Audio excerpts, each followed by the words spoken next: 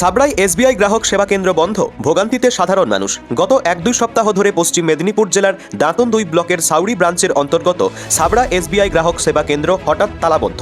ফলে নিত্যদিনের ব্যাংকিং পরিষেবা থেকে শুরু করে জরুরি টাকা তোলা, জমা এবং বিভিন্ন সরকারি সুবিধার লেনদেন সব ক্ষেত্রে ব্যাপক দুর্ভোগে পড়েছেন ওই এলাকার বাসিন্দারা। স্থানীয়দের অভিযোগ, ব্যাংকের ব্রাঞ্চ ম্যানেজার এসে এই সিএসপি বন্ধ রেখেছে। যদিও এ বিষয়ে আমাদের প্রতিনিধি ব্যাংক ম্যানেজার সঙ্গে সাক্ষাৎ করলে মুখ খুলতে নারাজ। কেন বন্ধ, কবে খুলবে, এই প্রশ্নের স্পষ্ট কোনো উত্তর নেই। স্থানীয়দের ক্ষোভ, এই গ্রাহক সেবা কেন্দ্রই আমাদের একমাত্র ভরসা।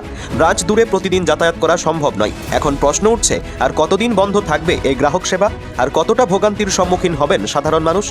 এই যে ব্যাংক বন্ধ রয়েছে শাখা, কিসের জন্য? ওই সাউদি ব্যাংকের ম্যানেজার এসে কিসের জন্য বন্ধ করেছে বলতে পারবো না। কি কারণে বন্ধ আছে আপনি জানেন? কি কারণে বন্ধ আছে, উপর থেকে ওরা বন্ধ করেছে, আমরা তো জানবো না। কিন্তু আমরা সাধারণ পাবলিক, সাধারণ নাগরিক প্রচণ্ডভাবে হয়রান হচ্ছে। আমাদের পক্ষে খুবই অসুবিধা হচ্ছে। এর মানে কি, এরকম যদি দীর্ঘদিন চলতে থাকে, তাহলে আমাদের অন্য কোনো ব্যবস্থা নিতে হবে। কতদিন থেকে বন্ধ আছে? কতদিন থেকে?